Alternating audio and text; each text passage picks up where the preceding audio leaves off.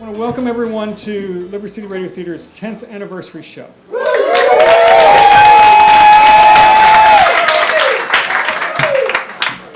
We started this little company in 2016 as a way to bid adieu to the Society Hill Playouse. For those of you who don't know, Society Hill Playouse, located just around the corner from here at 8th and Lombard, was a landmark for theater in Philadelphia. It was the first integrated theater in Philadelphia. It was a theater that brought lowbrow theater to highbrow people and highbrow theater to lowbrow people. Dean Kogan, its founder, was a dear friend who I got to meet very briefly at the end of the theater's run. I actually met her because we were, I was working for the South Street District, and she called the district because there was a dead raccoon outside the theater in the alleyway, and she needed somebody to clean it up. And I was just that guy. And we started having conversations, and we realized she told me that the theater was closing, and it was going to close without any fanfare, and she just sort of wanted to fade away. And the more I learned about her, and the more I learned about the history of that theater and the people that had performed there, I realized that I did not want it to be a situation where it just sort of went into the darkness and no one knew about it. So in about 2 weeks' time, I threw together an audition notice, and then a whole bunch of people showed up to audition.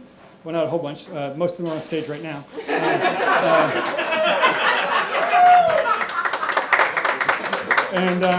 I had 2 weeks to write a show. And so in a matter of about a 3.5 week span, we announced that we were going to be the last play at Society Hill Playhouse. I wrote, produced, and cast a show, and we put on the last show at the Society Hill Playhouse. It's been a lot of fun, but I created this company with the idea that people could come together who were some actors, some who were busy, some who had other lives, but loved hanging out together and putting on a little show with their friends. And there's nothing better than putting on a little show with your friends and spending Sunday night together laughing. And that's what we do every time we're together. But again, we'll get on with the show because it's a banger. We got a lot of stuff to do and a lot of show to go. So we're gonna get started right away. So thank you and welcome to the show.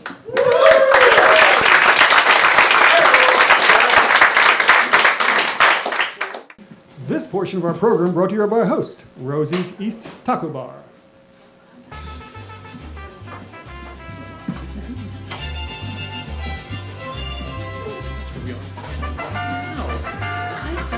Wow! Have y'all tried these tacos? Huh? The carne asada is amazing. And on Tuesdays, it's 3 for 3 tacos. You can't beat that anywhere. I know, right? And this guacamole, it's like heaven in a bowl. I could eat this by the spoonful. By the spoonful? You're eating it by the bowlful. That's our third order, man. More tacos and guac coming right up. Rosie, you've outdone yourself again. These are seriously the best tacos I've ever had. And I went to Tijuana once with my aunt in 8th grade. Oh, stop it. You're gonna make me blush. But thank you. That's what we're here for. Good food and good company.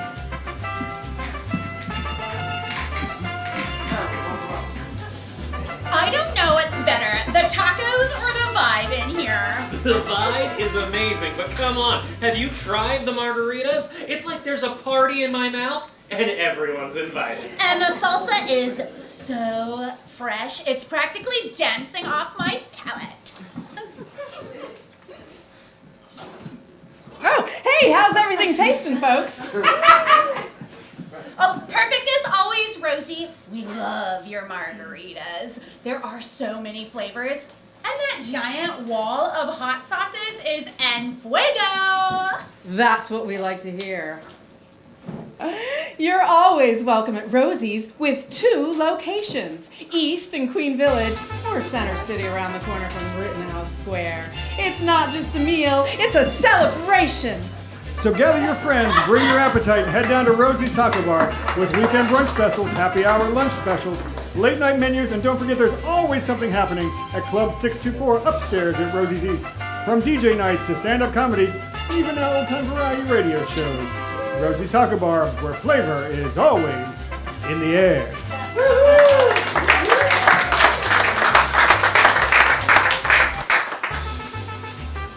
Journey back with us now to the cradle of liberty. And now torn from the pages of our history books, come the forgotten tales of super patriots long ago. Washington. Jefferson, Hamilton, and Franklin, who by a freak accident were endowed by their creator with certain unnatural powers to protect truth, justice, and the colonial American way. They are the Fantastic Forefathers. Tonight's episode, Bright Lights, Big City.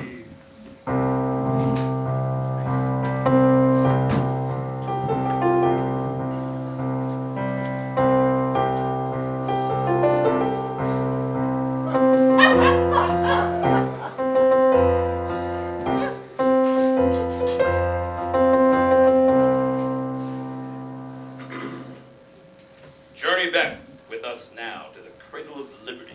In the early days of the Revolution, when the titans of American history were struggling to toss off the bounds of oppression of a mad king and forge a more perfect union. The war effort has been struggling, but the winds are blowing and a storm is coming as we find George Washington, Thomas Jefferson, and Alex Hamilton watching Ben Franklin unwrap a large package in a field just outside of Philadelphia on a Tuesday.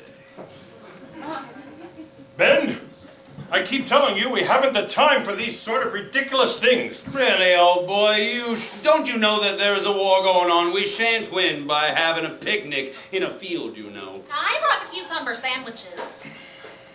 Who's hungry? Gentlemen, I tell you that if my calculations are correct, I believe I have discovered a source of power that can help us win the war. Wonderful! Well, what is it? Behold! It's, a kite? Oh, but not just any kite. You see, it's supersized, so that we can strap our men to it and they can deploy bombardments on the enemy below. Yes, but after they drop their, presumably rocks, wouldn't they just be easy targets for the Redcoats' muskets? No!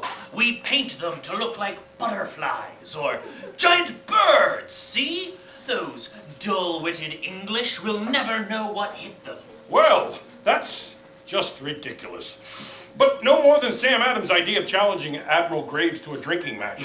He had no idea the Admiral was Irish on his mother's side. I think that poor bastard is still passed out drunk somewhere. Ooh, look, I stopped by at Madison's Bakery and picked us up some of Dolly's delightful cakes. She says she makes the icing with a secret ingredient that gives it a real pep. Cocaine? Ben, you had better bring that thing down. It looks like a storm's coming in. Oh, just a minute more. I think... Wait! Here! Give me a hand, I'm losing it! All four men grab the rope as rain begins to come down.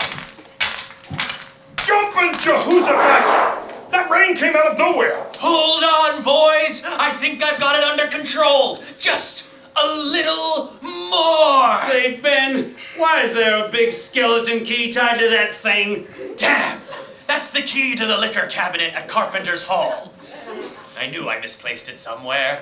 All of our cakes and sandwiches will be so soggy. And look, I've gotten icing all over the rope. Suddenly, lightning strikes and sends our heroes flying.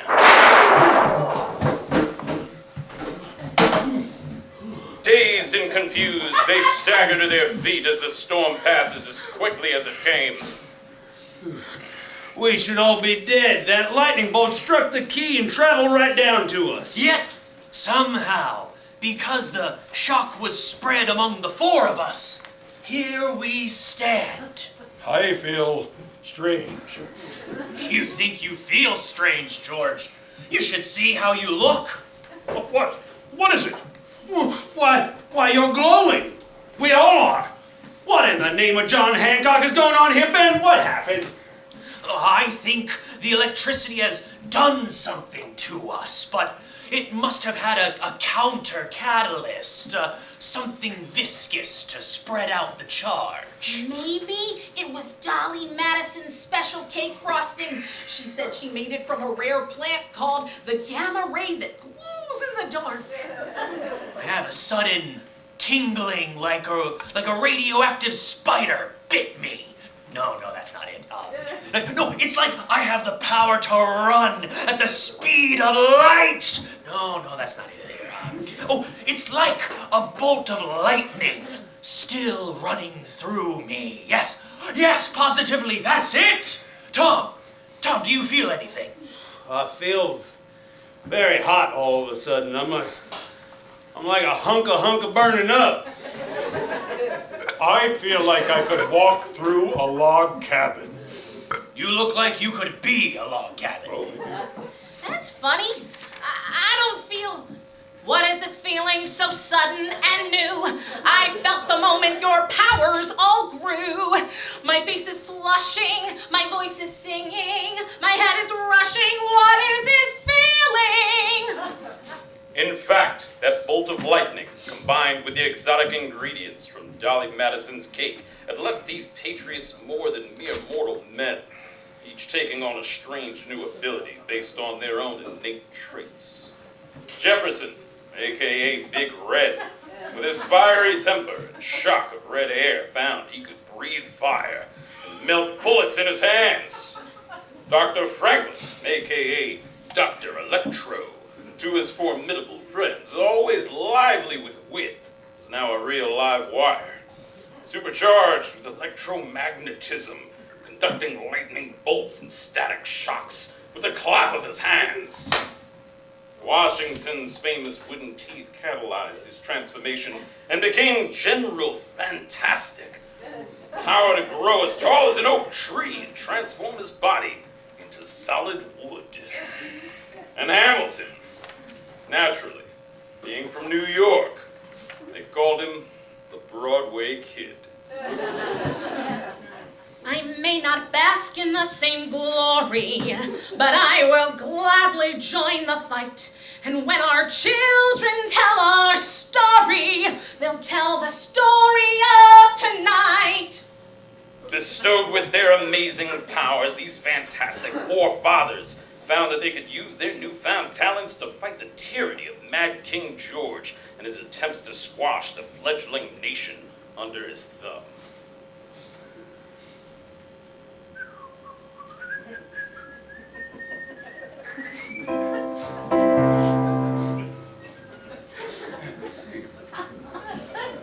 Sure. Where's Range Captain? General, word just in from New York that Baron von Drumpf and his Hessians have a giant mechanical machine that is terrorizing the Manhattan Island. Reports are that it is made of gold-plated metal and has a cannon for a mouth that just shoots off whenever it wants. Damn Germans! This looks like a job for the fantastic forefathers. Send the signal! Yes, sir. Soon, the Fantastic Foursome were aboard Franklin's newest invention, high over the Delaware River, quickly en route north towards New York. Ben, are you sure this thing is safe? I never said it was safe. Besides, look at that view. High above the chimney tops, that's where you'll find me. Somewhere over New Jersey, way up high. It's just that I don't like the idea of crashing into the trees below. I have a certain kinship with them now, you know. Don't worry. As long as Big Red can maintain his fiery breath, this balloon will travel as fast as the wind, above the range of enemy eyes and bullets. What do you call this contraption anyway? The Aeronautical Dirigible for Officer Relocation Covert Espionage Prototype number 1. That's quite the mouthful. Why not just call it Aero Force 1? Are we there yet?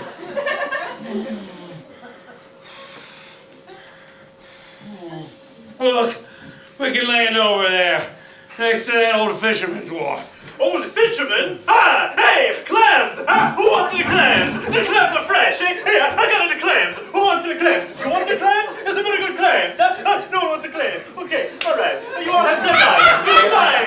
No clams for you. No clams for you. Every time.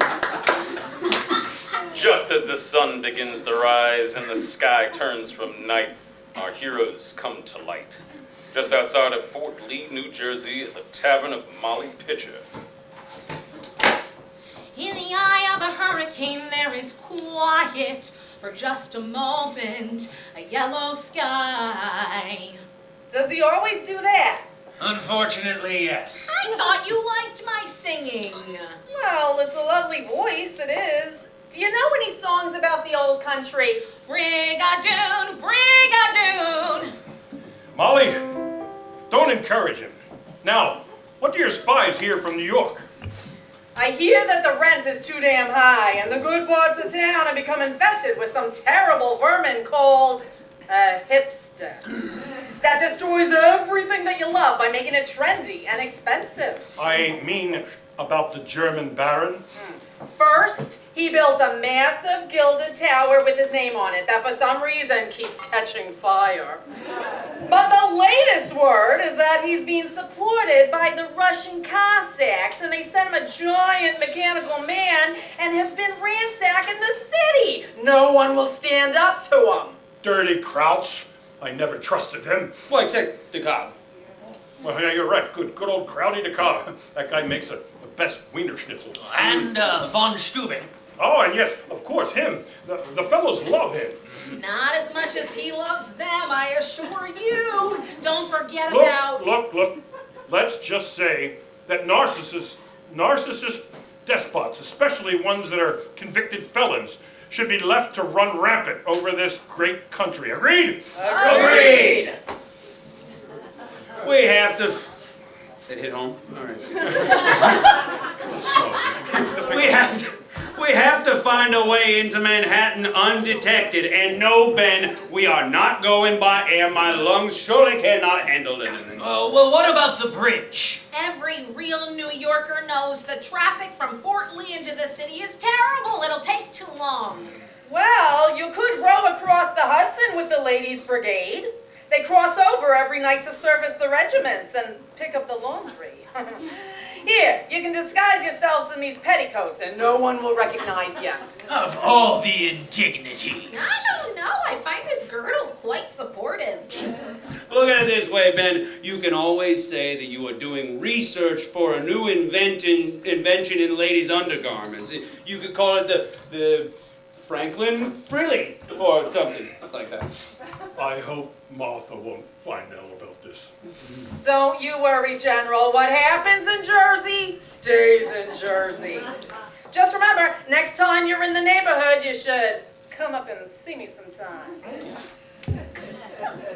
Our intrepid heroes journey across the Hudson disguised as ladies of the night. On the shore, they find to their horror the metal beast laying waste to the city with the mechanical precision of fine German engineering.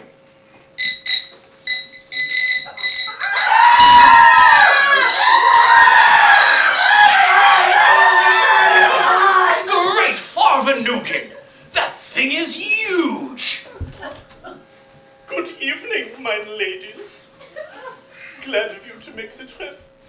As you can see, old New York is now under German control. I think perhaps we will name it New Bavaria. Has a nice creamy ring to it, yeah? Listen, you crowd bastard. We're not ladies, we are The Fantastic Four Fathers! Yeah, but you're more like the fabulous four mothers dressed in those Lady Nicholson stockings. You see, I told you someone was gonna laugh at us. Oh, and really? Don't you must begat something before you are forefathers? Huh? I don't think you can say you are forefathers in the present tense. It's really something that you say when you are dead, which you will be soon. I will say he has a point. I mean, should we really be calling ourselves the Forefathers quite yet? I like the first name we came up with. The Power Patriots. Nobody wants a team called the Patriots. That was a terrible name. I liked Awesome Super Squad Men. You know what that spells, right? Gentlemen, I think we have something more pressing than monikers at this moment. Yeah, I think you won't have to worry about the begatting of anything. Because when they find your bodies here, they will just be remembered as the fantastic cross-dressing Nazi boys! I don't think I like the cut of your jib, Master. That tears it, Dr. Electro. Let's see how this Baron toy likes a little shock therapy.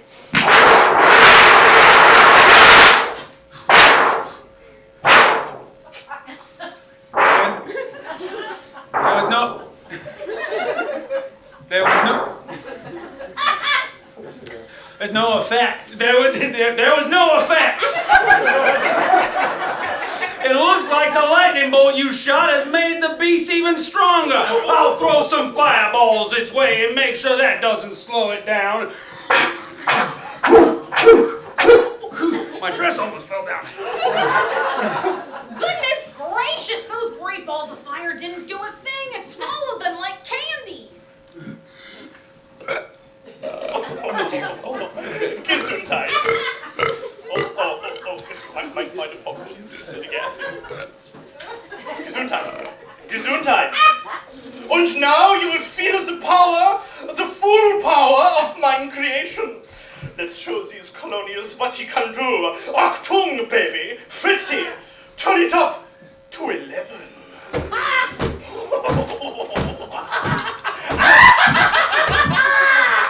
We'll see about that. You're no match for a patented Patriot power punch from my cake and fist.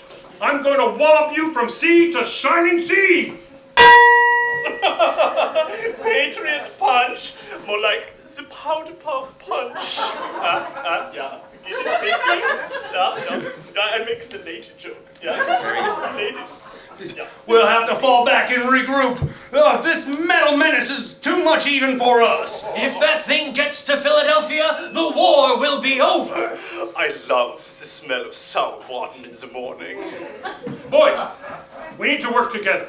Big Rick, you lay down some heat to cover us. Dr. Electro, see if you can distract the Baron with some fireworks. Meanwhile, I'll sneak up over them and grab their... The General's plans are interrupted, with a cannonball exploding, breaking them up like Rip Van Winkle's candle pins.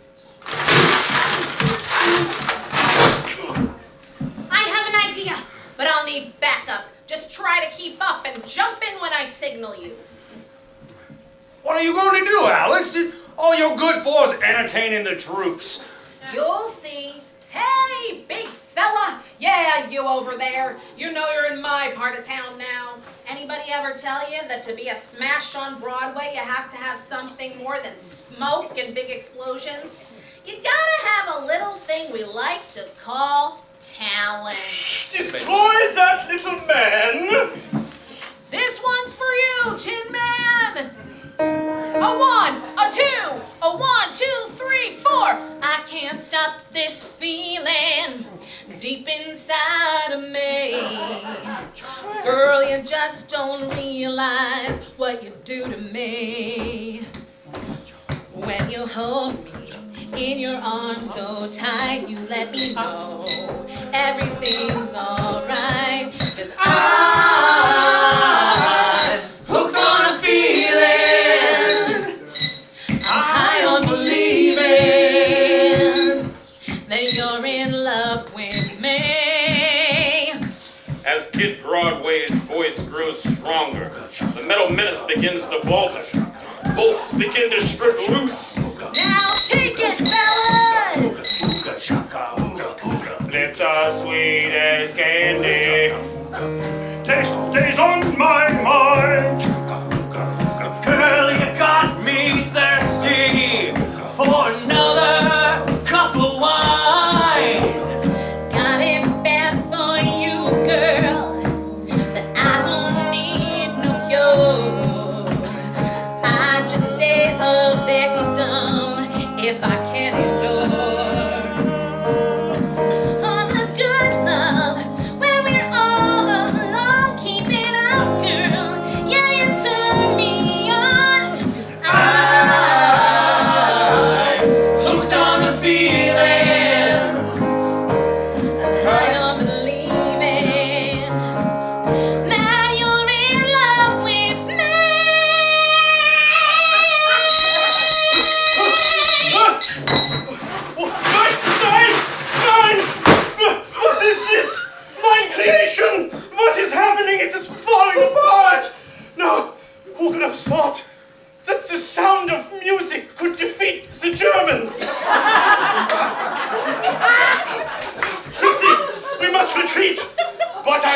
to this. I will be back. So long, farewell, Avita, saying good night. With the metal giant reduced to scrap, the rest of Team Fantastic makes short work, routing the Hessian troops back out to sea. Jumpin' Jehoshaphat! Alex, my boy, how did you know that would work? It's simple physics, old man. When the Broadway kid hit just the right note, the vibrations resonated to loosen the metal of the cogs and gears. Perhaps, Dr. Electro, but I think perhaps there's another reason. And what is that? Everyone knows Germans simply can't resist a good Hasselhoff. It always leaves them feeling all shook up. Thank you very much. I'll be here all week. Don't forget to tip your bartender.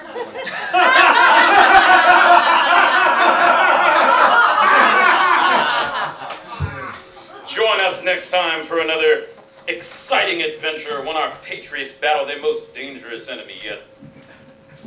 As King George unleashes the terrible Green Dragoons on the New World in an episode titled Fantastic Forefathers and Where to Find Them.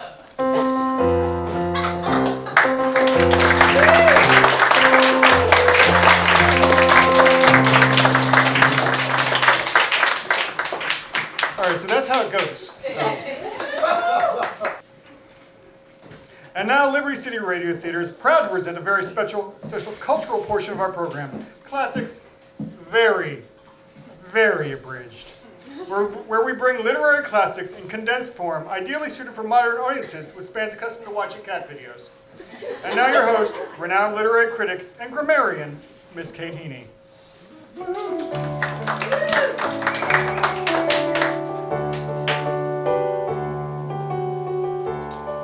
One of the most celebrated novels of all time and a forebearer of romantic fiction, Pride and Prejudice, was written in 1813.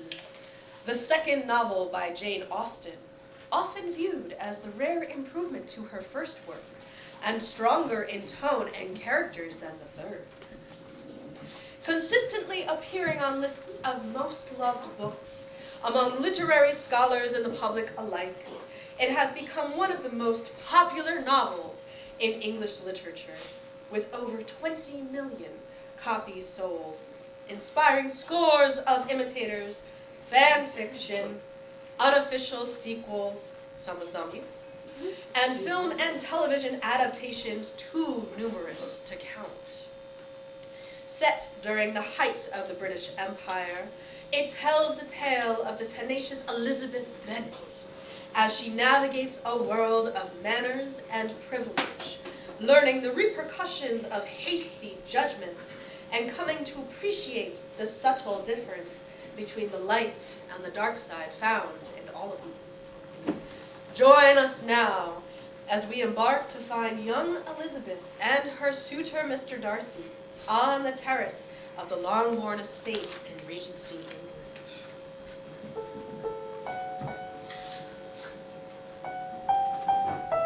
Why, you stuck-up, half-witted, scruffy-looking nerf herder.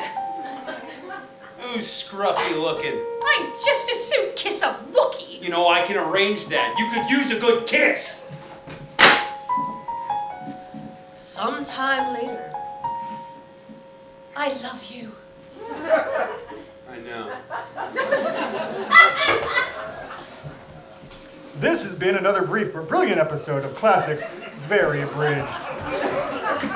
Join us next time when we explore another Regency classic on the foggy moors of Emily Bronte's Wuthering Heights. Oh, Heathcliff, kiss me. It feels like I'm kissing my sister.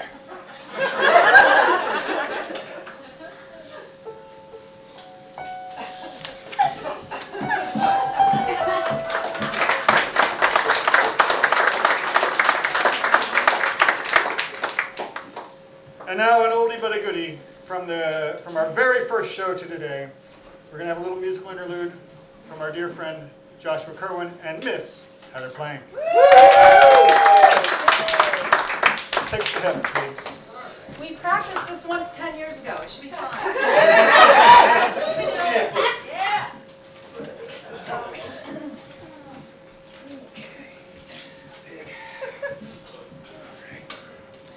out of here somewhere.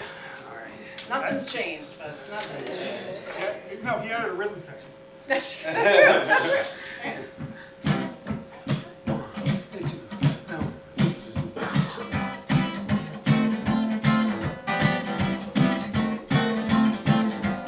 Heaven, I'm in heaven, and my heart beats so that I can hardly speak, and I seem to find that happiness I see, while we're out together dancing cheek to cheek. Yeah, heaven. I'm in heaven. That hung around me through the week seemed to vanish like a gambler's lucky streak. When we're out together dancing cheek to cheek. Oh, I love to climb a mountain and reach the highest peak. It would not thrill me half as much as dancing cheek to cheek. Oh, I love to go out fishing in a river or a creek, but I don't enjoy it half as much as dancing cheek to cheek. Dance with me, I want my arms around you. The charms about you will carry me through. To heaven, I'm in heaven, and the Others know that I can hardly speak, and I seem to find that happiness I see. and we're out together dancing cheek to cheek. 10 years, wow, nothing's changed. Tell that to my waistline. Ah, funny, I've gotten younger though. Oh, of course. We have fun together, don't we? We do. Although there's hot flashes now. Let's get hot, John. Let's go. Here we go. Dance with me, I want my arms around you. The charms about you will carry me through. To heaven, Heaven, I'm in heaven. I'm in heaven. And my heart beats so that I can hardly speak, and I seem to find that happiness I see. And we're out together dancing cheek to Out cheek. together dancing, Out together dancing cheek to cheek.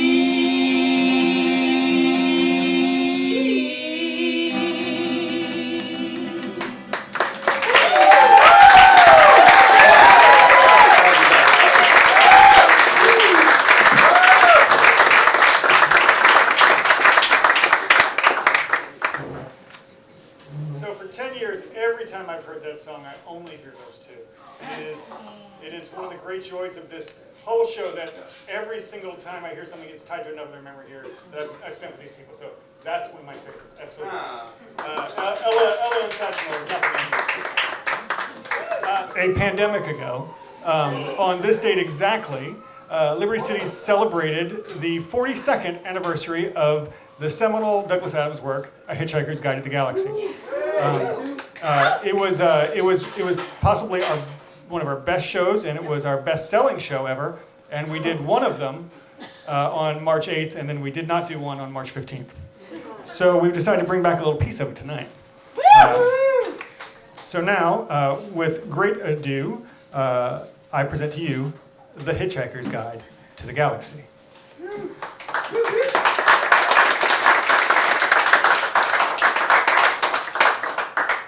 Vogon poetry is, of course, the third worst in the universe. The second worst is that of the Asgoths of Krea. During a recitation of their poet master, Grunthos the Flatulent, of his poem Ode to a Small Lump of Green Putty I Found in My Armpit One Midsummer Morning, 4 of his audience died of internal hemorrhaging, and the president of the Mid-Galactic Arts Nobbling Council survived by gnawing one of his own legs off. Grunthos was reported to have been disappointed by the poem's reception and was about to embark on a reading of his 12-book epic entitled My Favorite Bath Time Gurgles, when his own major intestine, in a desperate attempt to save humanity, leapt straight up through his neck and throttled his brain. The very worst poetry of all perished along with its creator. Paula Nancy Millstone Jennings of Greenbridge, in the destruction of the planet Earth. Vogon poetry is mild in comparison. Enjoy. Enjoy? Enjoy.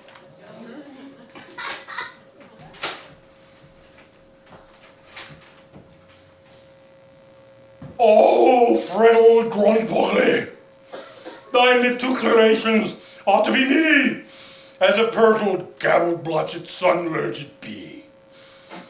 Its eaten jurtles grumble into a rancid, festering, confectioned organ squeal. Now the chirplings sadly, are slipping haggardly up the axle-curse. What could be unburdened by what has been, and living gipsel fought and stipulate like jowling meated liver slime. Group, I implore thee, my fauntling turtle drones, and hooptuously dangle with crinkly bridal wordles, for I will rend thee in thy gobble warts with my berkundish clungeon. 10 years! There is a great significance in the passage of time. Giron, with altitude, form into formless bloit, why not then moose? See if I don't.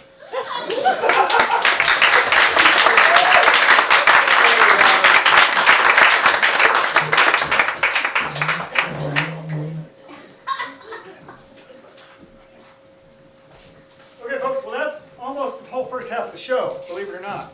It kind of flew right by you there, didn't it? That's the break, folks. Tip your waitress, get some drinks. We'll be back in 15 minutes. All right, folks, we're going to settle in, and we're going to get started with the second half of the show. Thanks so much.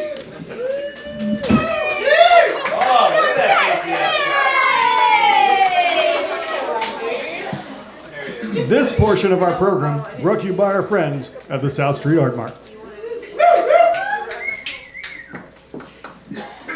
Man, South Street just isn't what it used to be. Like, I remember the 80s. It was all totally rad and punk rock. You don't remember the 80s. You were like 5. I've got news for you. Punk might have gone the way of the dead milkman. South Street's still pretty rad. I don't know. It seems like it's a lot of vape shops and shoe stores these days. No, I mean, that's true. But remember, the charm of South Street is that you get the perpetually built around the 19-year-olds hanging out. And we, my friend, are no longer 19. True. But, come on, like, what's so rad about that? Well, I mean, there's a few stores where the vibe's still pretty bitchin', if you know what I mean. Atomic City Comics, Crash Bang Boom, Eyes Gallery. Places you can still feel that old school flavor. But my personal fave, the South Street Art Mart. What is that, some sort of arts and crafts store? That doesn't sound very bitchin'. It's not that kind of store. Art Mart's like a mixtape of pop culture, curated by your cool auntie.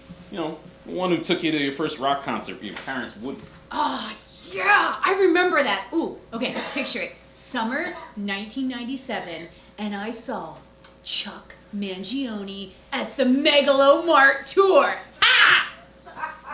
Yeah, right. Very punk of you. Okay, but if it's not art supplies, why is it called Art Mart? You know, it's filled with all kinds of funky handcrafted art. Kind of a cacophony of cool.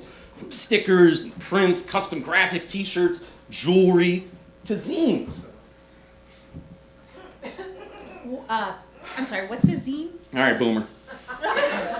Well, a zine, never mind. Every April, they host an annual block party celebrating the greatest ensemble movie to come out in the 90s. Operation Dumbo Drop! Empire Records, you doof! Look, I clearly can't help you, but Artmark can. Just stop by the store and visit the owners, Nicole and Nicole. Tell them I sent you. South Street Art Mart, 530 South 4th Street, where the inexplicable and bizarre meet every day, keeping South Street weird since 2018.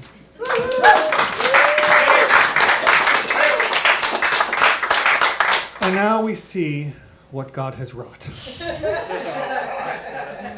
We welcome Master Thespian William McHattie to the stage. In a little bit, we like to call Mad Libs Theater. William?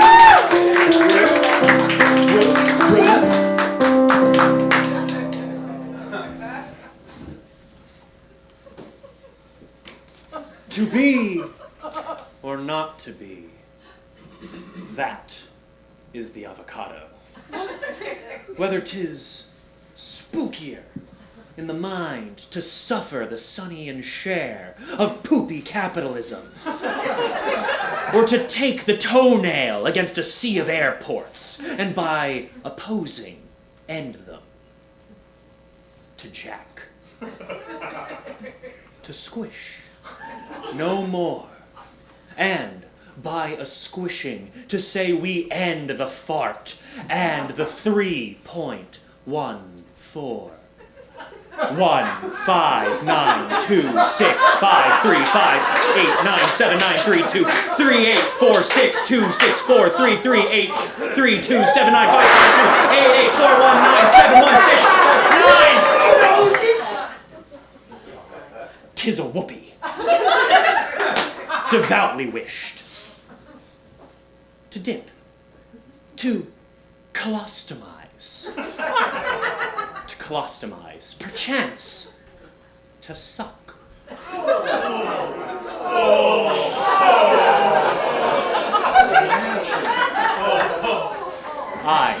I mean, you wrote it. There's the John. For in that colostomizing of Wildwood, what dreams may come! When we have stooked off this ascot, must give us pause. There's the respect that makes calamity of so hairy life. For who would bear the dildos and scorns of Bob Dylan? The oppressor's wrong, the undercooked man's tax evasion. The pangs of despised candy, the law's delay, the insolence of office, and the spurns that patient merit of the unworthy takes when he himself might his quietus make.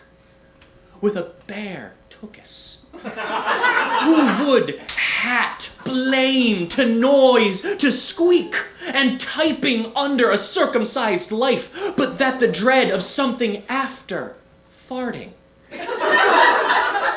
The explosive, colossal country from whose bourne no traveler returns puzzles the will, and makes us rather bear those Daleks we have than swim to others we know not of. Thus conscience doth make twat waffles of us all. And thus the native purple of putz is sicklied o'er with the moist cast of yogurt. And enterprised of great dickheads and moments with this regard, their currents turn awry and lose the name of action. Soft you now. The fair Chesty LaRue. Nymph, in thy beats be all my gluttony remembered.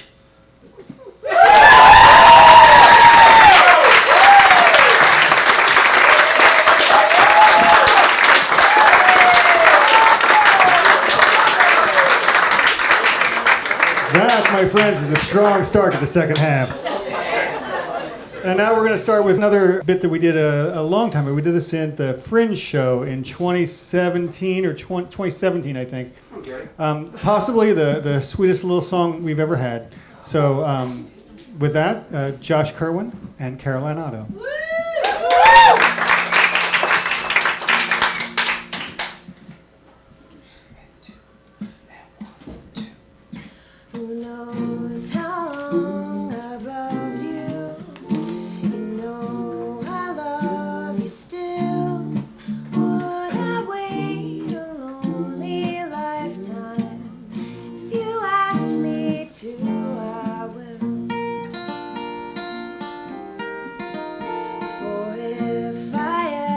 never saw you.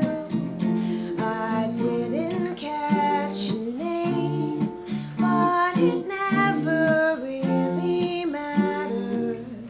I'll always feel the same.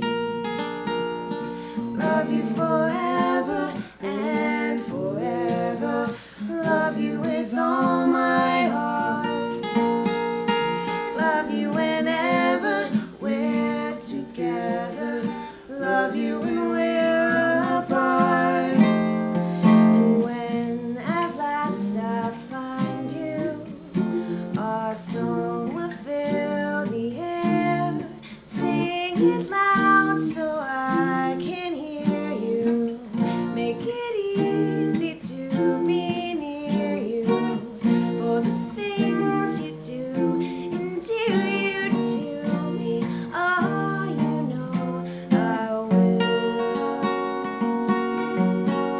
I will. La da da da da, la da da da, la da da da da da.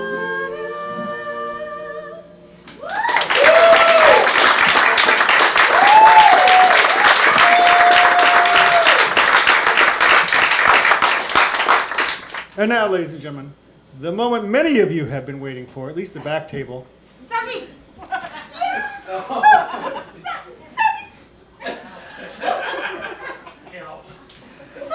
Now it's the time. Now is the time for Sassy the Wonder Cat. Yes, Sassy, that helps her family in times of trouble. It's Sassy, America's favorite feline, and her best pal, Jenny.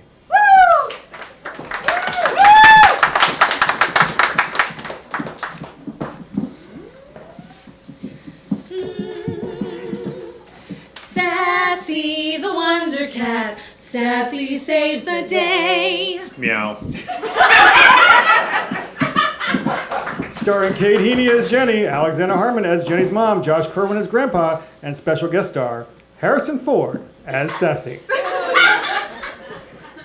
Oh, Sassy, I thought for sure that I was a goner when that poltergeist possessed my Susie Wetsit doll and was turning everyone into zombies. But somehow you saved me.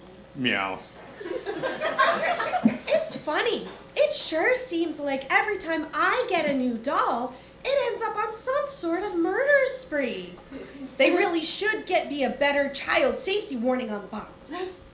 Meow. But it's so nice to visit Grandpop's ranch out here in Colorado and get away from all the brain-eating zombies. Meow. What do you mean I would have been fine? Anyway, it's so nice that I get to see Grandpa and you get to see your family too. Isn't that right, Sassy Senior? Meow. Oops, sorry. I meant Professor Dr. Sassy Senior. Jenny! It's almost time for supper. Mama, you sound different. Did you do something with your hair? Well, Jenny, it's been 6 years since our last episode. Sometimes people change their voice and names to avoid any legal entanglements with the Actors Union. Now, you come home and get cleaned up. I'm making yours and Sassy's favorite dessert, monkey bread banana nana pudding surprise. The surprise is I use real chilled monkey brains. But Mama, we were just going to go explore those old caves down by the ravine. Something tells me there might be some shiny rocks for my collection or a portal back in time. Okay, but be careful and take Sassy with you, just in case. You know what happens. Wait, did she say something about a portal to another dimension? Oh well, as long as Sassy's with her, I'm sure she'll be all right. Besides, what's a portal to another dimension but a chance to see what parallel lives we might have lived if only we hadn't slipped through biology? Perhaps I could have been a proctologist like I always dreamed about. Who am I talking to? Maybe I'm talking to my other self in another dimension right now. I hope they brought enough wine for the both of me.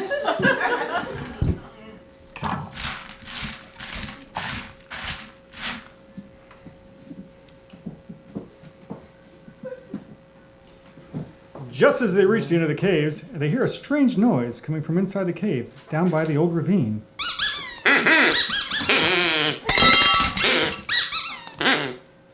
What was that, Sassy? Do you think we should explore what's in those caves?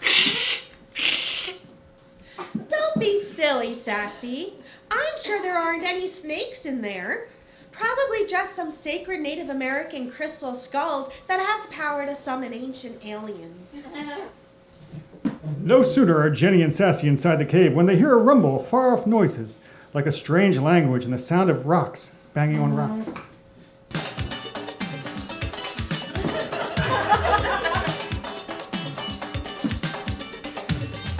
Did you hear that, Sassy?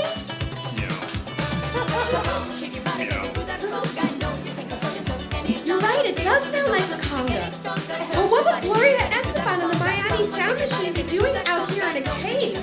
I thought they were on tour with Bruno Mars. In fact, Jenny and Sassy have unwillingly stumbled upon a group of so-called archaeologists who are attempting to dig up the lost golden tablets of Joseph Smith given to him by an angel, which they believe will give them the power to rewrite American history and take rights away from anyone who doesn't look like them. When suddenly, Jenny's foot slips and sends a spill of gravel down the hill.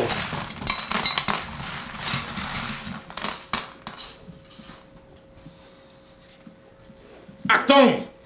What is that? I thought I saw a booty cat. You there! What is you doing? Oh, hi. My name is Jenny, and this is my best friend, Sassy. And her kitty daddy, Dr. Sassy Sr. Hey, Sassy, where's your kitty daddy? He was just here with us. No. You can't be here. We are about to bring back the glory of the Reich with the power of the golden tablets of the Book of Mormon. Meow. You're right, Sassy. I don't think they saw the same musical we saw. Quick! Die the little girl out. We cannot be stopped now. What about the Katzenjammer? Do you think a little Katzen can stop us? Like the Führer said, you've got to grab the putty. X-ray on the Udipay. There are children here. Soon, Jenny is tied up with rope as she watches the bad guys dig into the tunnel, but Sassy manages to evade them by climbing out of reach. Sassy, it feels like we've been here for so long, and I forgot to bring a snack. And I am so hungry and thirsty, I could eat a cactus. Hey, that's a good idea. I read in school that you can eat a cactus, and they have water inside to help when you're thirsty. And boy, am I. Look, there's one right over there. If I scoot a little, I can just reach it. Meow. Meow. That's silly, Sassy. Cactuses are plants, and plants can't hurt us. Except for the prickles. And this one doesn't have any prickles. It's just got a pretty flower. Meow. Oh.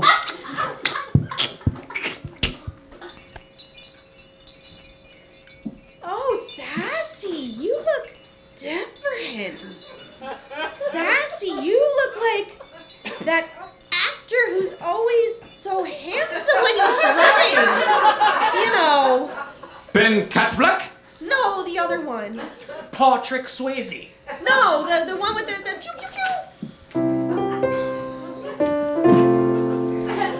That's right, Sassy. It is I, Herr Mollison Ford. Now we need to get out of this cave. Sassy bites through Jenny's ropes and leads her farther down the cave across a small rope bridge. I have a bad feeling about this. I think that's my line. Quick, Jenny, there's a rope. You can climb it out of this pit. That's no rope. Snakes. Why'd it have to be snakes? Oh, they tickle. Look, there's a light ahead. I think we could just reach the top and get outside. As Jenny and Sassy run to the other side of the cave, they find themselves at the top of the ravine and mountain cliffs all around, and there's no place for them to go, and the bad guys right behind them. Maybe if we get away, we can get a reward for stopping those bad guys. No reward is worth this. Look, over here, a hand glider. We can just use that to escape. Sassy, I didn't know cats knew how to fly. Fly, yes. Land, no. But Sassy, the possibility of successfully landing a hang glider flown by a cat is approximately 3,720 to 1. Never tell me the odds. Just as the bad guys are approaching, Jenny and Sassy push off the cliff and slide downward.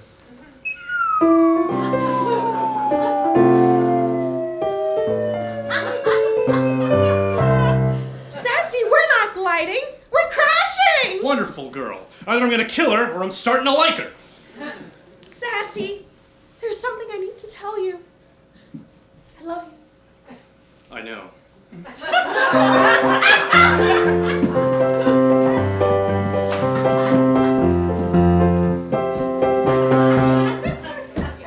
Meanwhile, back at the ranch, What page number we on? I don't even know. Okay. Grandpa, it's been hours, and Jenny and Sassy should be back from the ravine by now. Well, don't worry, Jenny's mom. I'm sure she's all right. The last person to go down into that ravine wasn't heard from for 20 years, so she has plenty of time to come back. You're right, Gramps. After all, she has Sassy with her. Speaking of which, here comes Sassy's old kitty daddy now, Mr. Sassy Jr. Sassy Senior, have you seen Jenny and Sassy? Please tell me she didn't die of dysentery on the Oregon Trail again. Thank goodness. You'd think by now she'd remember you have to cock the wagon and float across the Snake River, not try to ford it in the shallow spot. But then where could she be? Well, maybe we should go out and look for them. What do you think, Dr. Sassy? Well,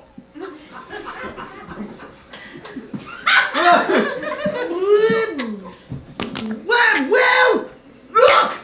He's knocked down the German chocolate into the sink. And now he's walking across to the piano keys. And now he's walking over to the bar. And he's got a bottle of vodka and an olive, shaken, not stirred, of course. Now he's moving the arm over to the record player and sitting in on the old yellow stool. Well, clearly, he must be telling us that Jenny was captured by a group of Nazis in the caves and they were trying to harness the power of the Mormon Tabernacle Choir in order to make everyone in America listen to Lawrence Welk. And then they were chased by a one-armed man that tried to frame them for murder, who was also in cahoots with the Russians to invade Yellowstone. There sure seems like there are a lot of Nazi references in this show.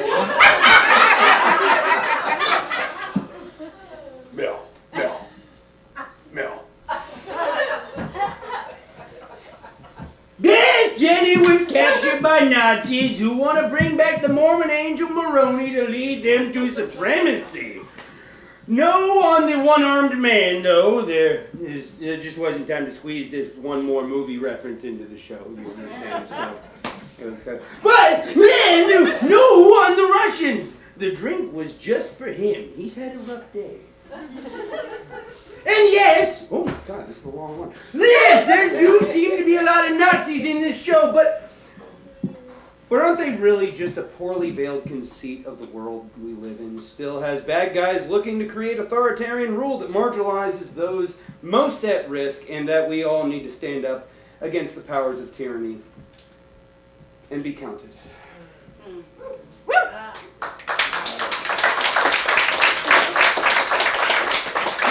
Mr. Crazy Old Man! I don't know. Well, I don't think they need an angel. They already are being led by a moron. But Sassy Senior, where are they? Meow. Starting at Alexandretta along the route of the Crusaders coming from Jerusalem, south, through the desert to a river that leads into the mountains, across the desert and through the mountain to the canyon of the Crescent Moon. Oh my! If we don't get there soon, she might drink from the wrong cup and all her skin might melt off. Again! I know. Hey, oh my! Not to mention the copyright infringement lawsuit if George Lucas hears about this, but who are we kidding? Our audience isn't really that excited.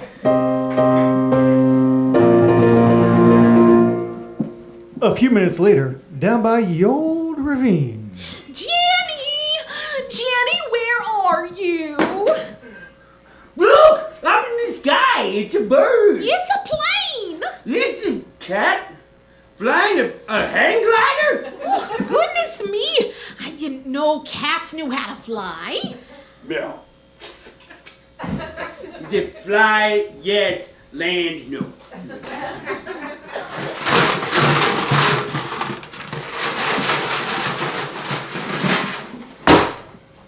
Oh, Jenny, I'm so glad you two are all right. You could have been maimed or dead. Again. But Mama, it was so much fun. I want to ride it again. Especially when Sassy was talking and he looked like that old guy from that action movie. Ooh, Cat Damon? Brad Pitt? Yeah, Jude Paul? Oh, I know. Neil Patrick Harris. No. The one with the whip and the... Young lady, you're not old enough to be watching those kind of movies. Oh. Ooh, no, we named the dog Indiana. Meow.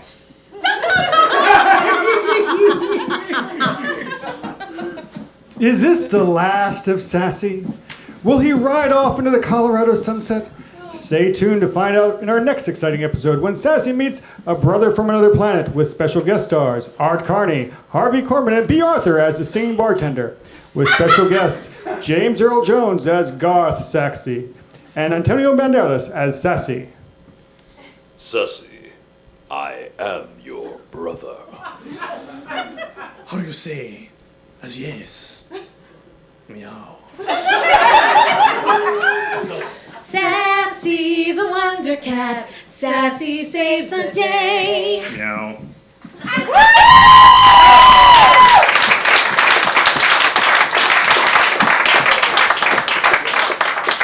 And now a sketch I wrote yesterday. It's time for the Burns and Allen Show, starring George Burns and Gracie Allen, brought to you today by Daylight Savings Time. What's that you're writing, Gracie? Oh, I'm writing a letter to Neil deGrasse Tyson. This morning the sun came up at the wrong time. The sun came up at the same time it always does. Not according to the clock. Gracie, the clock changed, not the sun. Well, that's not fair to the sun. It's been getting up at the same hour for millions of years. I think the sun can adjust. Maybe. But if it oversleeps tomorrow, don't let the sun blame it on me. Gracie, the sun doesn't follow our clocks. Then why do we bother with them? So the good people at home know when to watch the Burns and Allen Show. Well, what happens to the hour we lose every year, George? Well, we get it back in the fall. Well, I wouldn't count on it. Remember last spring when Jack Benny asked you for $20 to buy a new violin? You didn't get that back in the fall. Listen, Gracie, all you have to do is set the clock ahead an hour. I tried that once and it got very confusing. What happened? Well, I set the living room clock ahead an hour, and then the oven clock got jealous. Jealous? Sure, so I set that one ahead too, and then the alarm clock wanted to be first, so I moved that ahead again. How many hours did you move them all? Oh, I don't know, but by lunchtime it was Thursday. Gracie, daylight savings is something we all agree is dumb, but we live in a society. You want to live in a society, don't you? But George, if daylight savings is just a social contract and we simply all agree to move ahead an hour, couldn't we just get together and agree to skip from Monday to Friday and we can call it weekend savings time? Oh, even better. How about we all just go to bed on Sunday and wake up and agree that it's November 2028 and we can begin to move on from our collective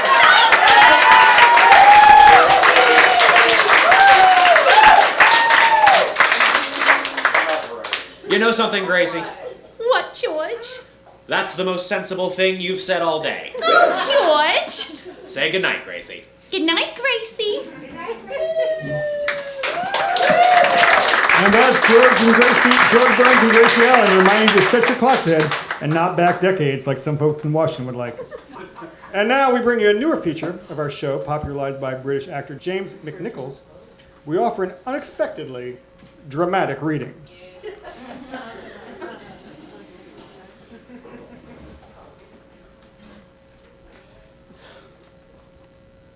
You think you've got it? You think you've got it? You just don't get it. Till there's nothing at all.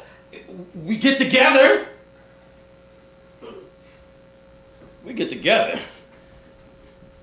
But separate's always better. When there's feelings involved. If what they say is nothing is forever, then what makes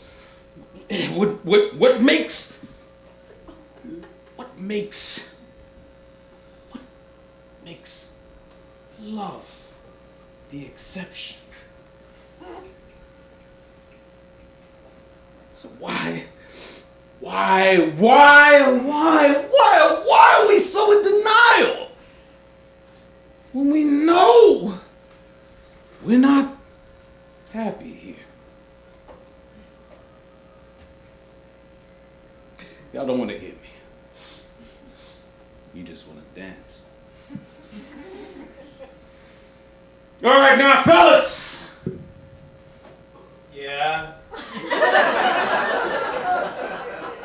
Now, what's cooler than being cool? Ice cold.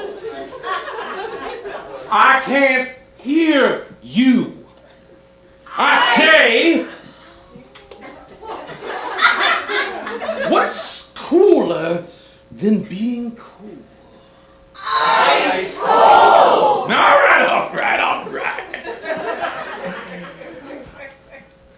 Okay, now, ladies. Yeah.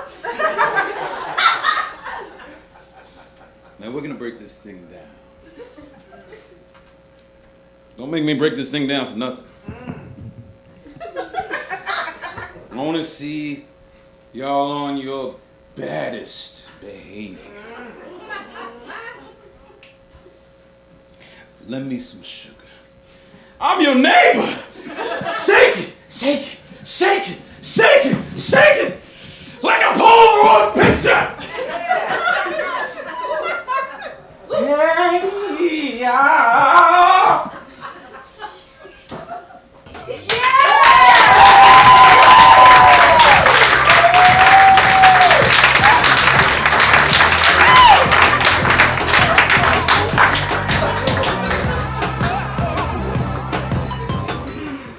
And now we've got one more song for you from that dulcet songbird, Miss Alex Harmon. She has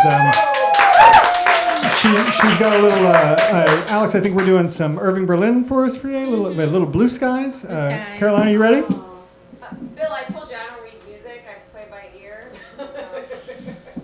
Is anybody in the house familiar with the Great American Songbook? Do you have a piano player in the house? Ladies and gentlemen, all the way from Maryland, Mr. Bill Drazia coming to the stage. He drove for 90 minutes and tried to park for an hour and a half. I only do Oscar and Hammerstein. It's Irving Berlin or nothing today, my friend. He just happens to have cheap music. Just go with the show, man. You're in the front row. Just enjoy it. This is a bit we're doing, okay? Again, Mr. Bill Drazia and Miss Alex Harmon.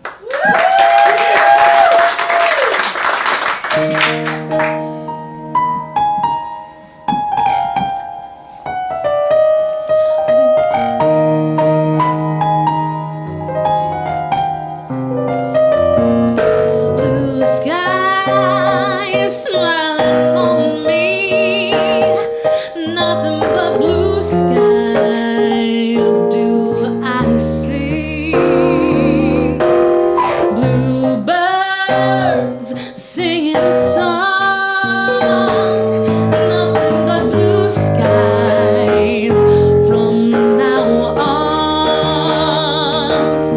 Never saw the sun shining so bright, never saw things going so right. Noticing the days hurrying by when you're in love, my how they fly by. Blue days, all of them gone, nothing but blue skies, nothing but blue skies, nothing but blue skies from now on.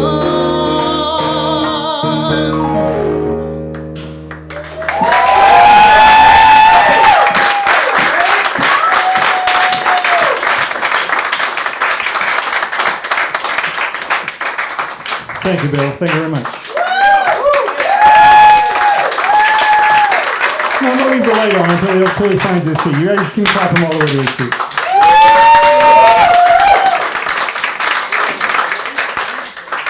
Those who don't know, Bill has been our itinerant musical accompanist. He has joined us in Maryland. He was here last year for our Christmas show, and he always manages to drive up about 10 minutes before the show starts and delivers 100% when he gets there. Time has come. It's time for our final episode of the evening. Prepare yourselves for a tale of intrigue and suspense as we explore the dark psyche of mankind in search for justice with that sleuth of sleuths, the indomitable French-Canadian detective, Henri Pourquoi.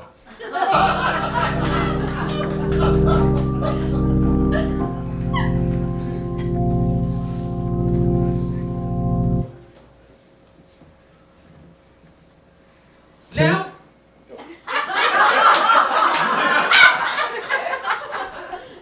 Tonight's episode, Murder on the Istanbul Express.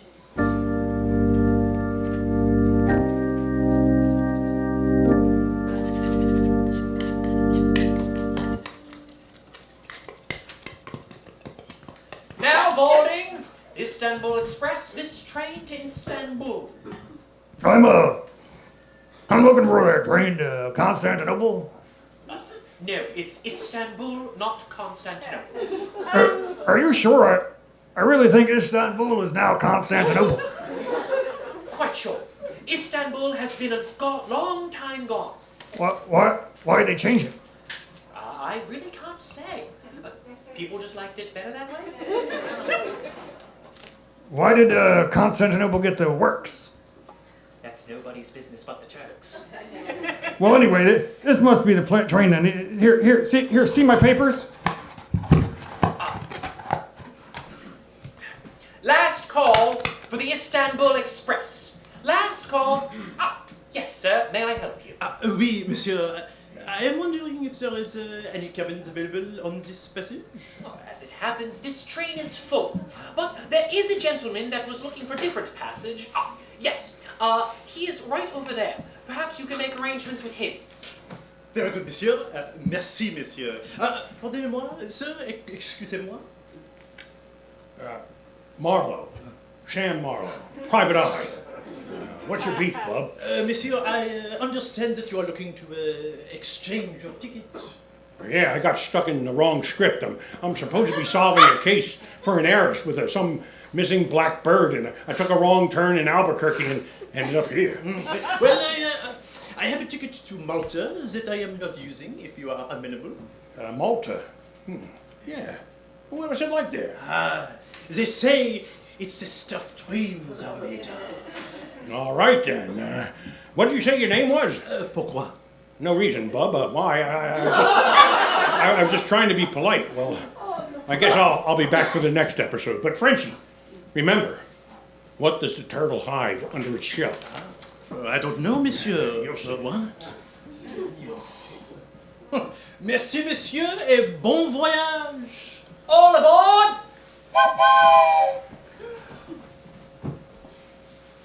Later that night, in the lounge car, the passengers are gathered awaiting dinner service. Well, hello. May I join you? I'm Dr. Alexander. John Alexander. Ah, pourquoi? Why, I just thought it'd be nice to have a little conversation. Pardon, Doctor. My name is Henri Pourquoi. I would be pleased to join you. Are you the famous French-Canadian detective Henri Pourquoi? You seem very familiar. Have we met before? Oh, no, but I have a very handsome cousin, and he works as a private detective. As a matter of fact, I've read some of your cases. Really quite stunning, Al. You always seem to discover something at the very last minute that no one else could guess or see that ties everything up so neatly. Well, I am Canadian after all. We tend to be polite and tidy, eh? Have you met the other passengers on the train? No, I have only just boarded in Budapest. Well, most of us have been on board for a few days. Allow me to introduce you. At the corner table is Brigadier McDougal, a Scotch, he's a great Scot, that's right. Good afternoon, sir!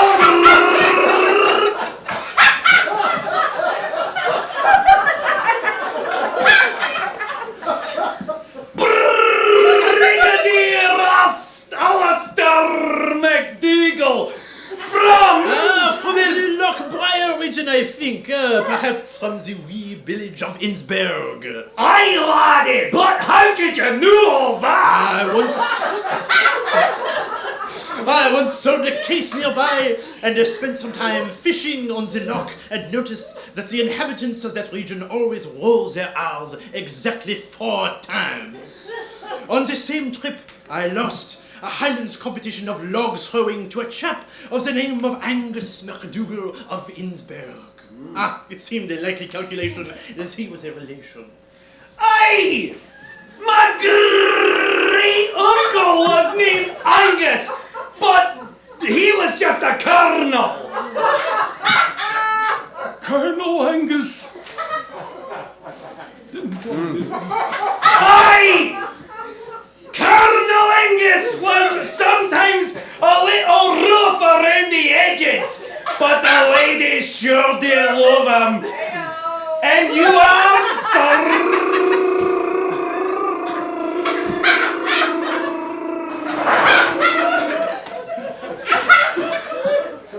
Pourquoi?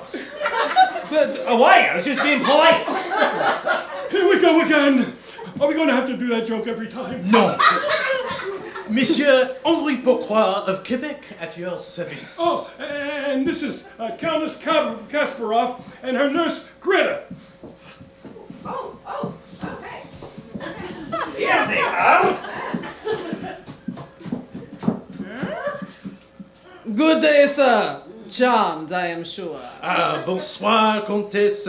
I see that you are recently returned from Bangalore, India, eh? Astounding, truly, but how could you know? Quite simple, mademoiselle. I can see from your scarf that you have spent time in India.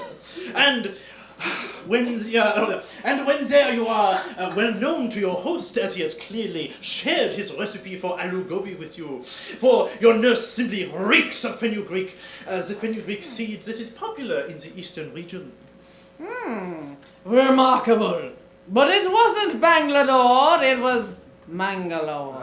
You say tomato, I say tikka masala. Your nurse is not Russian, American, I believe, eh?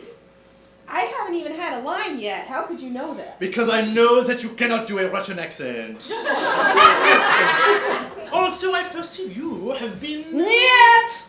Parlor guessing games are oxy-doxy fun and games. But unlike American president, in Russia, we don't believe in sharing highly classified information with people willy-nilly to impress them at a party. And this gentleman is Rex Peterson. Of Omaha, Nebraska, by way of Los Angeles. Why, that's remarkable. I don't believe we've met. How'd you know all that? No, monsieur, we have not met. But few observant people could mistake the way you hold your left hand in the shape of a Q, a sure sign of a man who has spent many years shucking corn on a farm in the Great Plains of Nebraska. That and your lapel pin is that of the great Mutual of Omaha Insurance Company, n'est-ce pas? And Los Angeles? Well, the young lady next to you is dressed in a style currently popular in Hollywood, but her pale complexion shows she has not been recently in sunny Southern California. The dress, a recent gift, must have come from someone who recently returned from Beverly Hills. Is that correct, mademoiselle? Janet Ross. Quite, Mr. Pourquoi. Rex and I had hoped to be discreet on our journey, but with you on board, I suppose there will be no secrets at all. Well, mademoiselle, even when Pourquoi knows the how and the where, he does not always know the what? Well, the why is simple enough, love. We're running away from parents that don't approve of our being together. Well, I cannot speak of the reasons for your parents' objections, but in Quebec, we have a saying, l'amour triomphe du tout. Say what? It means love conquers all, silly. Merci beaucoup, Monsieur Pourquoi. Enchanté, mademoiselle. And who is the very large gentleman sitting alone at the end of the car, doctor? He bought it when you did, but I believe he's an American businessman. Ah, and how did you set the dear doctor? Was it your shoes? Perhaps it is the kind of cigarette he is smoking. He is carrying the Wall Street Journal, no doubt, eh? No, he told me. His name is Thames, Victor Thames. Excuse me, ladies and gentlemen, but dinner is prepared in the dining car.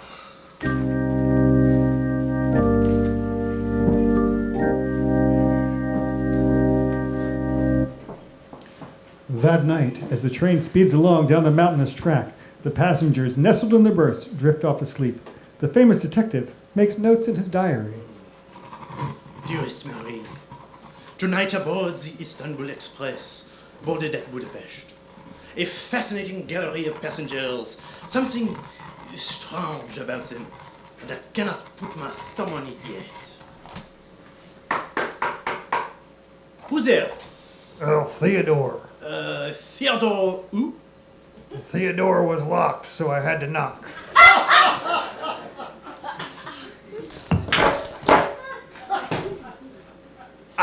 Monsieur Thames, I believe.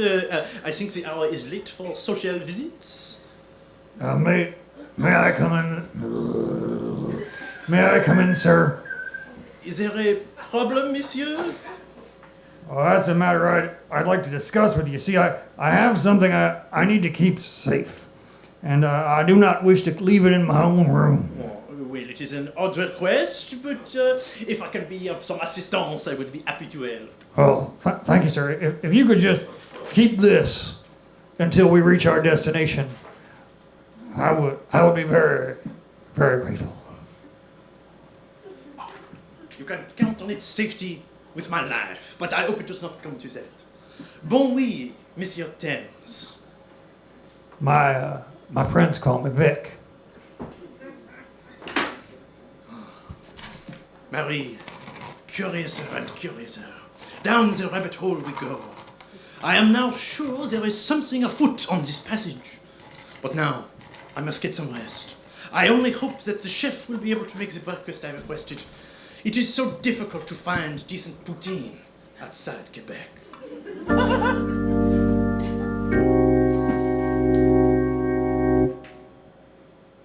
Shortly after, later that evening, we find ourselves outside the room of Mr. Thames.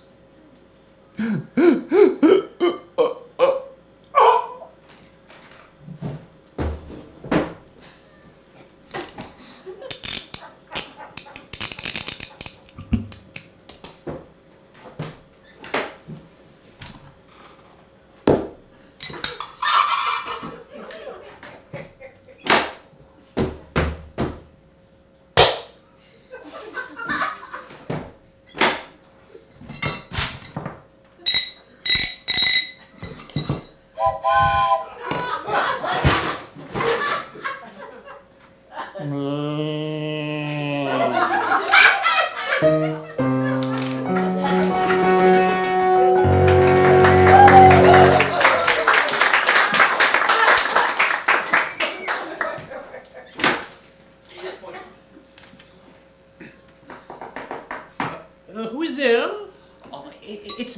Bentley, sir. Bentley, sir, who? Bentley the porter, sir. Oh, well, that's not much of a joke, is it? Why has the train stopped? The train has been delayed. Apparently, there's a herd of sacred cows on the track. Sacred cows? Sacré mou! Please, Mr. Pourquoi, open the door. Something terrible has happened. What is it, Bentley? It's Mr. Thames, sir. He has been murdered? Vic Thames is dead? Should have seen that coming, eh? I was in the making of my rounds. I heard some noise coming from Mr. Thames' room. Thinking he was so large he may have fallen and hurt himself, I knocked to check on him, and when he did not answer, went and got the key. When I was fetching the key, I heard 2 gunshots and ran back. When I opened the door, I found him on the bed, quite dead. Dr. Alexander is in the room now, Monsieur Pourquoi.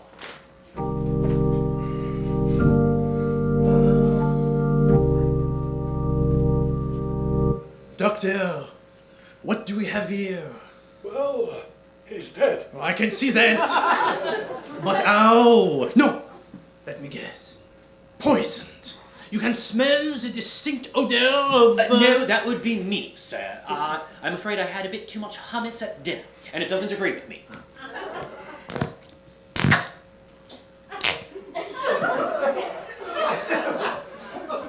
Pardon me.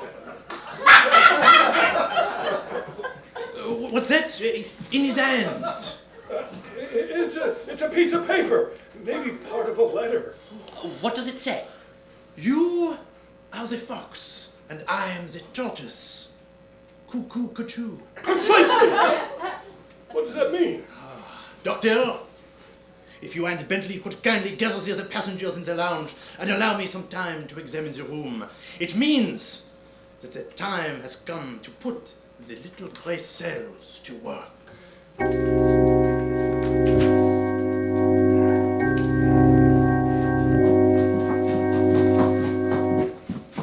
Moments later, the passengers are gathered in the car, waiting pensively for the diminutive detective.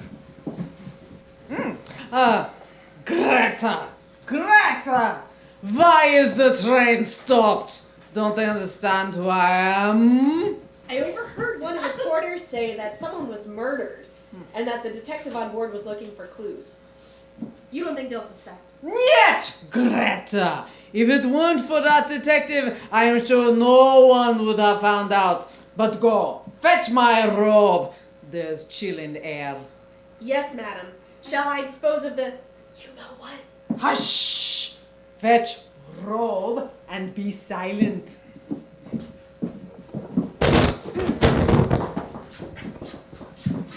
The steward said there were cows on the track. That's why we're stopped. Why, if we were in Omaha, the train would have a cattle catcher and we'd have plowed right through. Oh, Rex, don't be such a cowboy. All you ever did on the farm was shuck corn. You couldn't even tip a cow in its sleep. I'm sorry, my dear. I guess that other business was me wishing we were already off this train. I know, dear, but soon it'll be all over, and then I never want to hear the word Omaha again. If it had not been for those damn cows, we would have been done with this matter already. Well, now with Pourquoi, it's bound to be an investigation. Too many pages. Aye! That little man is trouble, but I do not think he'll solve this one. Rex, did you do what we planned? Yes, I left one of the Countess's monogrammed handkerchiefs under the bed. It'll be sure to incriminate her.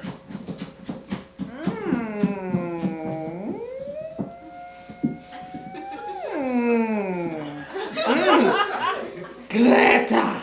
Did you take care of other matter? Yes, madam. I left the button from the brigadier's jacket under the bed. It'll be sure to incriminate him. Psst. Doctor, did you find your orders? Of course, sir.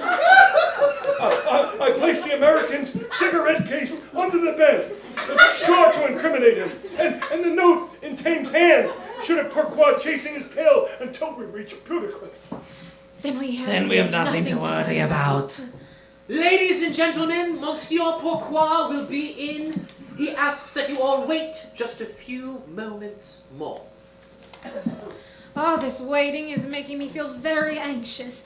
I wish there was something we could do to help pass the time. We could play charades. Charades? It's a radio play, Rex. All I can say, it's a good thing you're handsome. What could he be looking for in there? That room is so small. Not what, Doctor? Who?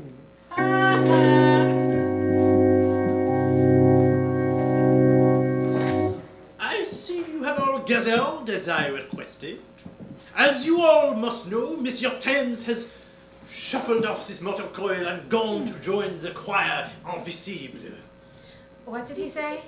He's pining for the fields! He's what? He's dead. Oh, how shocking. Yes, dead as a proverbial parrot. And you should know not to look so surprised. He was stabbed, electrocuted, and shot. Seems that Monsieur Thames was not well liked among his fellow passengers. Are you insinuating that one of us killed him? Oh, my dear Countess, Monsieur Thames is dead, and I did not kill him, so whom else could it be? What about the staff? On the train, or the cook, it's always the cook. I think we can rule out the cook, though the Clams Casino last night was a little gamey. I don't think that is what killed him. Hey, what's the matter? You don't like the clams? The clams are delicious. You like the clams? You want some clams? I got some fresh clams. The clams. Well, what about the butler? Isn't it always the butler? I am not a butler, madame. I am a porter. Butlers work in a house and bottle. I work on a train. You may as well have called me a footman. It was not the porter or the cook, and while we are eliminating suspects, we can rule out the engineer, the dishwasher, and the Pope. Wait, was it the Libyans? No! I believe the person who did these unspeakable things is in fact in this very room. I had thought I had this whole case solved, and then I looked under the bed and realized that there were too many clues. A cigarette case with initials on it, a monogrammed handkerchief, a uniform button from a soldier. It was all too neat and tidy, and I like tidy. But this smelled like a day-old red herring. Brigadier, have you ever met Monsieur Thames? Aye! He brokered a transaction between the Scots Bank and the big America fast food chain. It was in the news. I'm surprised you do not remember it, Mr. Pourquoi. Yes, this shamrock shake-up. I recall it now. But that had nothing to do with you, I suppose.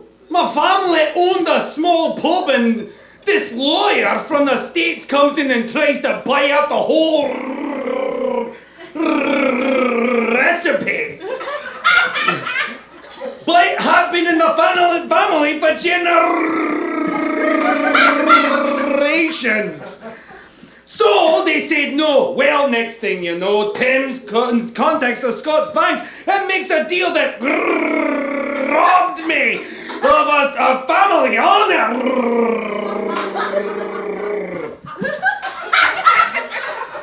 Monsieur Peterson, you are an American insurance salesman who travels extensively for business. Have you ever met Monsieur Thames before? No, but he filed a claim with the company, and I knew of his case. And what was the case, monsieur? It goes against client privilege. I can't disclose that. Oh, come now, Monsieur Peterson. I do not think Monsieur Thames is in any position to file a complaint, and you are among mostly friends. After all, only one of you is likely a murderer. Very well. Filed a claim to clothes on a farm outside of Wayhan, Nebraska. Who indeed? No doubt this is how you and Mademoiselle Ross come to know each other, eh? Countess? Did you know Monsieur Thames? Never in person, but Thames worked for my late husband, Piotr. When he tried to smuggle something in or out of America, you have no idea how hard it is to get decent Mexican food in communist nation. Beans, sure, but try to find avocado in Soviet bloc. Yuck. Thames would smuggle chimichanga from the taco border to us. So they all knew him, but that doesn't prove anything. What about the note in his hand? That was clearly a message from the killer. Ah, true, Doctor, but I believe you too must have been involved. After all, it was you who left that absurd note in his hand. I noticed that the paper that it was on a torn prescription slip. What kind of doctor are you? Well, I am a doctor of psychology. It's true I served with the brigadier in the war, but afterwards we went to medical school. I knew Mr. Thames was a patient, but he stopped seeing me when his health coverage was revoked because of a pre-existing condition, and he owes thousands in back fees. And what condition was that, Doctor? Oh, he suffered from acute paranoia and extreme hypertension. When I realized that you all must have had tried to put an end to Monsieur Thames and had all along plotted to frame someone else, I knew that you all must have known the victim. As for the note in the dead man's hand, clearly gibberish, meant just for me to throw me off the case, but cuckoo-cuckoo, I am the walrus. Then who do you think done it, Mr. Pourquoi? Why, you did, Miss Ross. What? How dare you? Janet's never even stepped on a flower. How could she have killed a man? It does not take strength to electrocute a man. Simply place a wet towel and a live wire in his bed, and he will plump up like, the Frankenfurter. In fact, it would only take some basic tools that you could find on a small farm to fix an electrified fence, eh? All right. I admit it. I killed him. He shut down my parents' farm and sold the land so he could build an Arby's. An Arby's! He was a disgusting beast of a man. I hated him. I hated him. And would have done anything to get back at him. Damn it, keep it together! Next you're gonna tell everyone about the night we spent in transsexual Transylvania. But that was not what killed him. No. Well then, who did it? I believe you should ask your nurse, Countess. Are you missing any of your pills? What do you mean, what pills? The pills you have been taking to steady your deteriorating condition of Bell's palsy. On the right medication, it is very manageable, but without it, the patient has a very noticeable case of the Jimmy legs, which I notice you are experiencing now. I was a little cold, that's all. Oh, Countess, from the steppes of Russia, Chile seems unlikely. It's true. I mixed some of the Countess's pills in his tea so that he wouldn't struggle, and waited outside till I heard him asleep on the bed.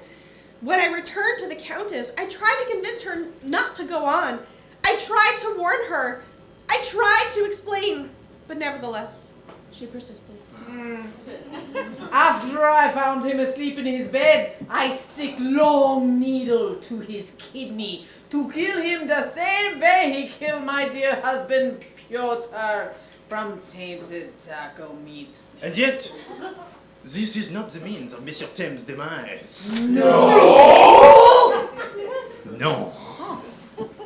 Well then, who done it, sir? Who? Brigadier, are you still carrying your service revolver?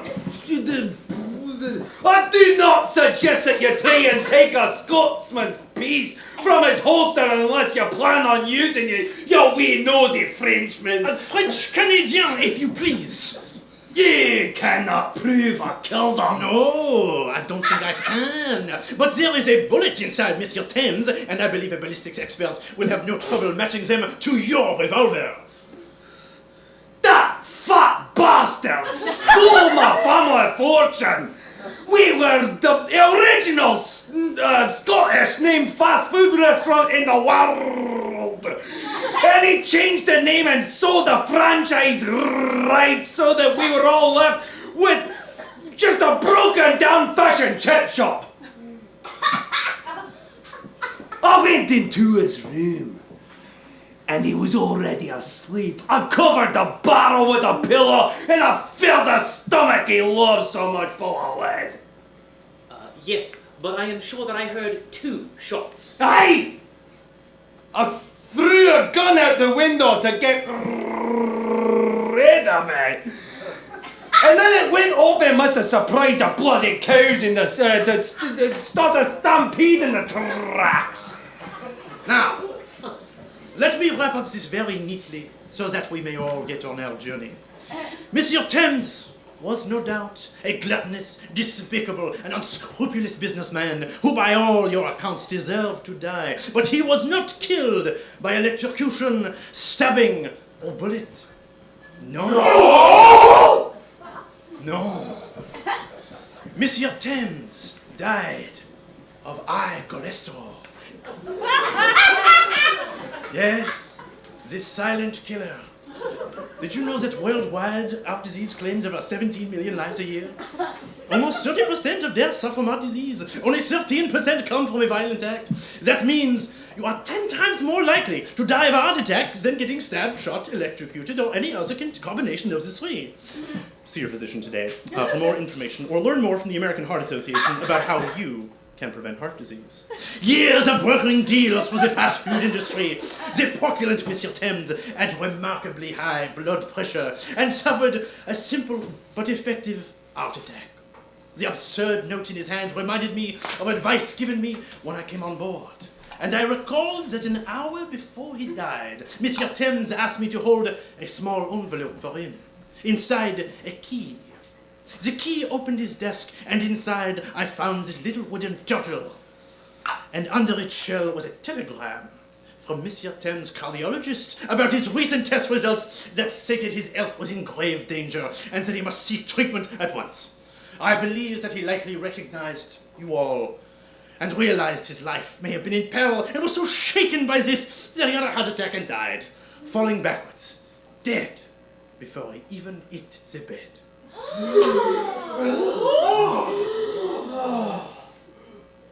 What you all did was assault a dead man. And for that, though unseemly in this particular part of the world, there is no law against it.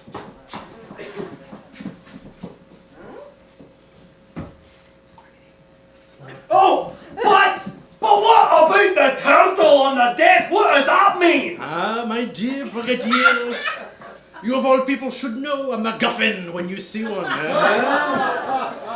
It means there are no lions in Scotland. So none of us is guilty then?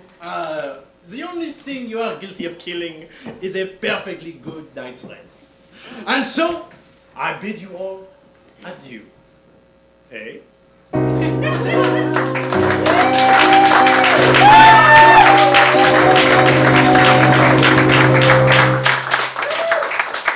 Join us next time when Pourquoi delves once again into the dark psyche of mankind in search for justice with that sleuth in the case of the purloined leghorn to solve the greatest mystery of them all. Which came first? Eh?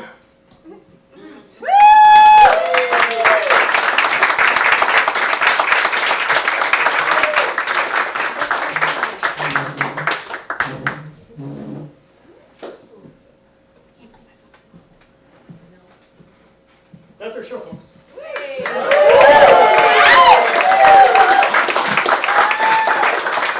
We do hope you enjoyed it.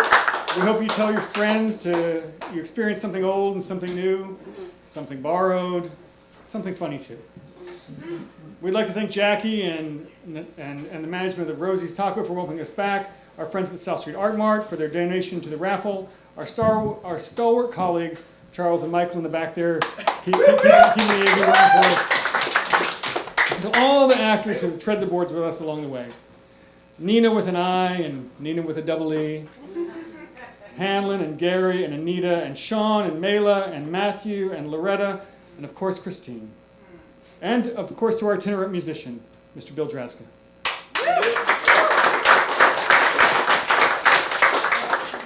I want to pause to remember our colleagues that aren't with us, for whose final curtain is closed.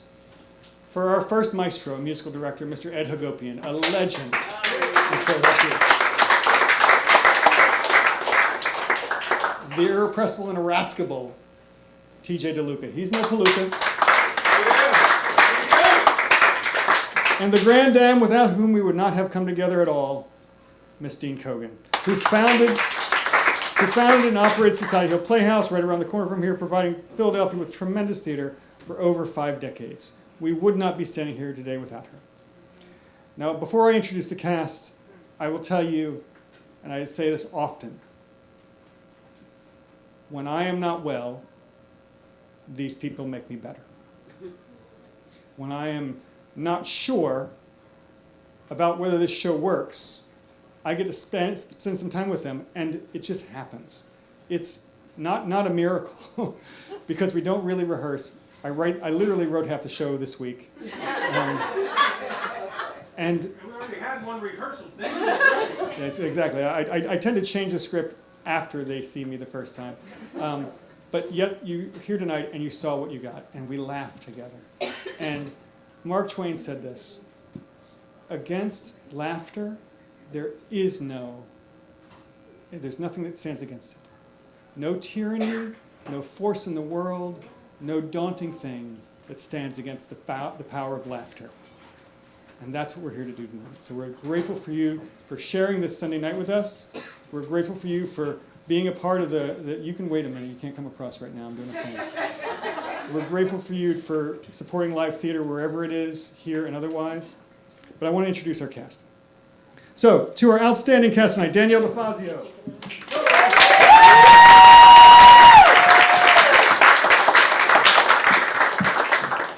Miss Kate Heaney.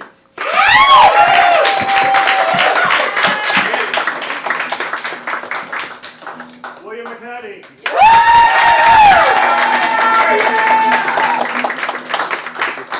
Miss Heather Planning.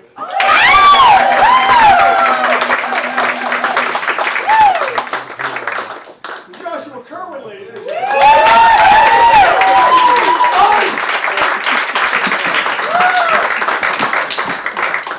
Tickling the ivory back there, his better half, Miss Carolyn Oddo.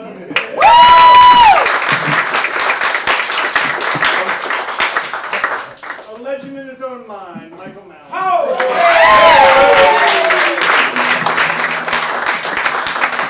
The dulcet songbird, Miss Alex Harmon.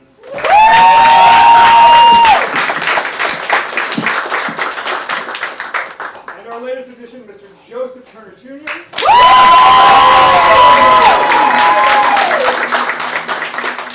And coming all the way back from Colorado, Mr. James P.B. Miller.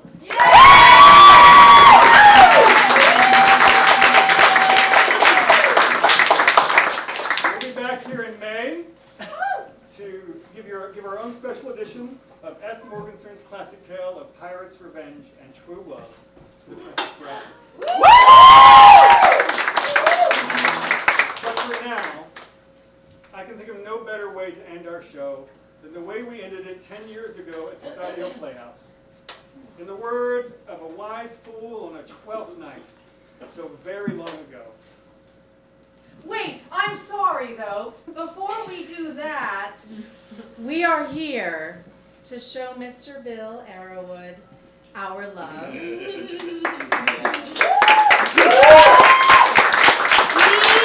absolutely hates to be the center of attention. It's not true at all. but we just want him to know how we feel. So we're gonna make Daddy mad, but we prepared a little something, kids. Let's go. It's hard to believe it's been 10 years since this ragtag group was born. Bill had a vision for this motley crew, with dad jokes and kitsch and corn. But behind the silly jokes and gags so silly, there's always plenty of heart. And the heart of this group is our dear old Billy. So, just a few words before we depart. He opens his home and feeds us well. Wit and charm, whiskey and wine. Pancakes and bacon, sloppy joes and tots. He ain't no palooka, and all is well and fine. You've made us a family, wacky as we are. And without Christine, we're a hot mess. So thanks for bringing us together. We all love each other. And that's why we love you. The best. A decade of camaraderie and sweet, silly shows in memory of Dean and Ed and Society Hill Playhouse, too. We want you to know how much all this means to us. So. We love you!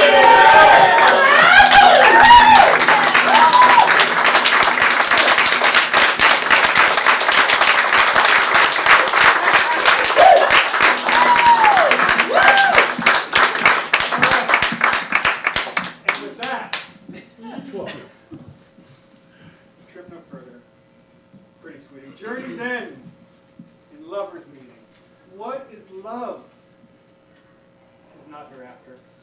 Present mirth hath present laughter. What's to come is still unsure.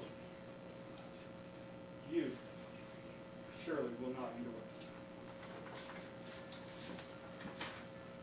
When that I was a little tiny boy, with hay and a hoe, and the wind and the rain.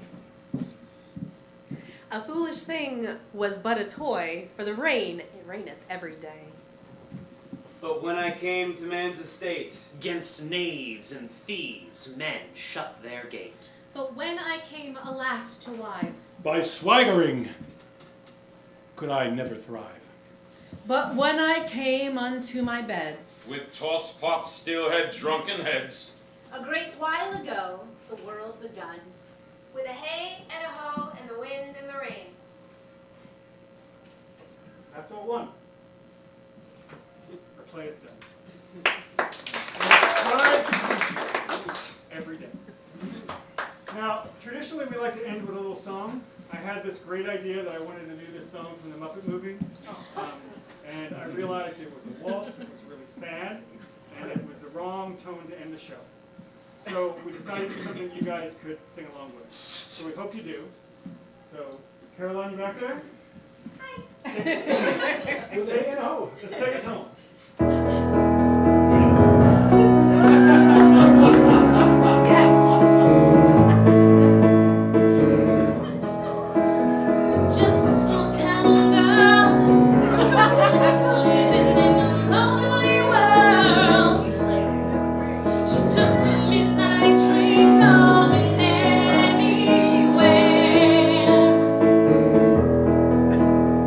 Just a city boy